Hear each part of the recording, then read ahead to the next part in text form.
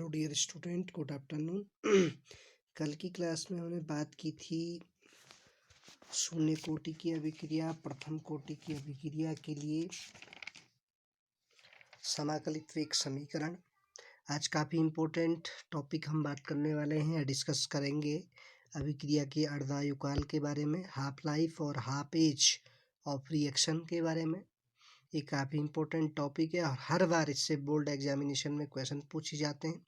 सबसे पहले हम बात करते हैं अभिक्रिया की अर्धायु के बारे में। जैसे नाम से ही पता चल रहा है, अर्धायु या हाफ लाइफ या हाफ एज, यानी कि किसी अभिक्रिया में अभिकारक की प्रारंभिक सांद्रता यानी कि R=0 पर उसके आधा होने में जितना समय लगता है उसे ही अभिक्रिया की अर्धायु या अर्धायुकाल कहते हैं।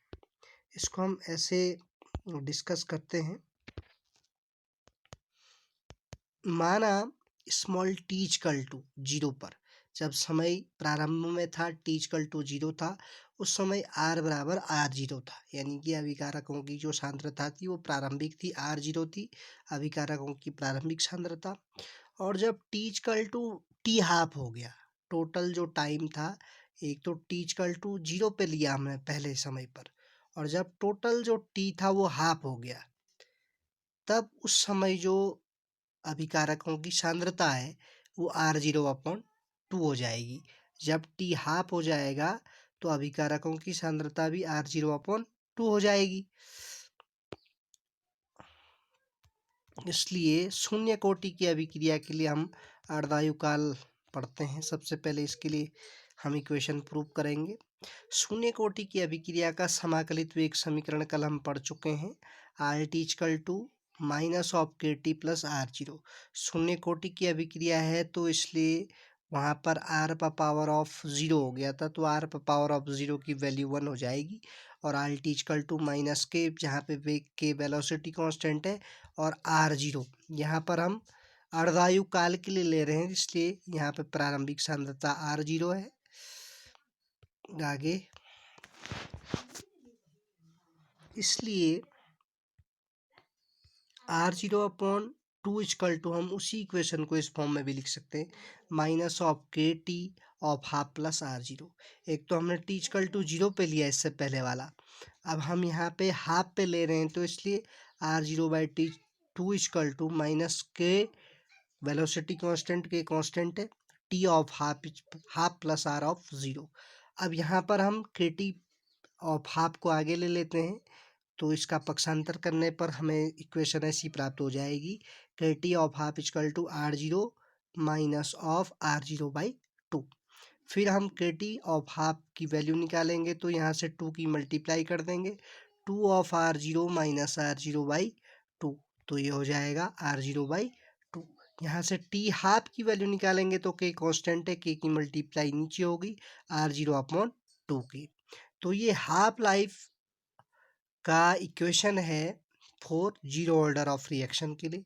उसी प्रकार फर्स्ट ऑर्डर ऑफ रिएक्शन के लिए हम बात करते हैं। प्रथम कोटि की अभिक्रिया के लिए अर्धायुकाल या हाफ लाइफ या हाफ एज टाइम।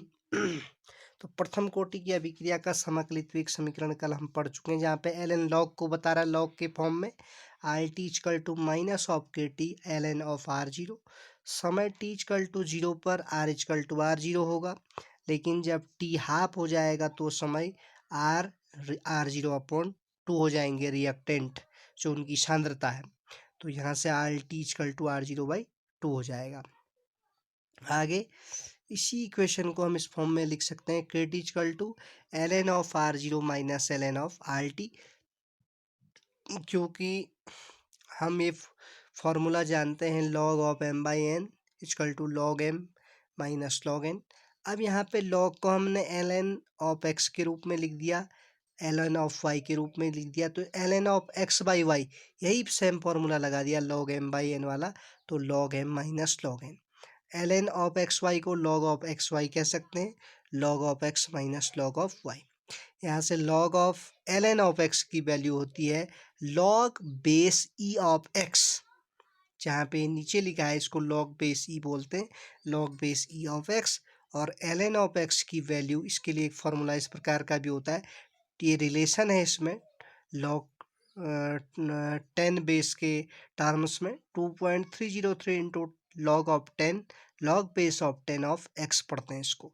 तो ln ऑफ x की वैल्यू होती है 2.303 into log base 10 of x। अब यहाँ पर देखिए ये वाला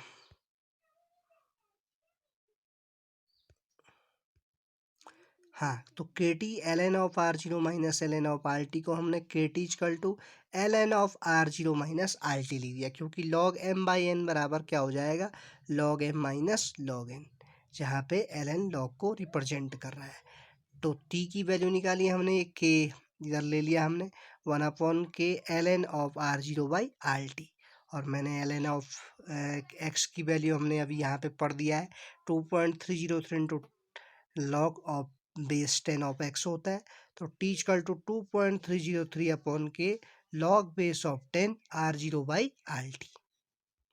तो ये आपका फर्स्ट ऑर्डर ऑफ रिएक्शन के लिए हम पढ़ रहे हैं हाफ लाइफ का सूत्र इक्वेशन। तो t half equal to 2.303 of k log base of 10 R zero by 2। तो आर जीरो से आर जीरो कैंसिल, तो यहाँ पे लॉग बेस 10 बचेगा, log base of 10 log base 10 of 2। तो टी हाफ इक्वल टू 2.303 के और लॉग बेस ऑफ 10 ऑफ 2 की वैल्यू होती है 0.301।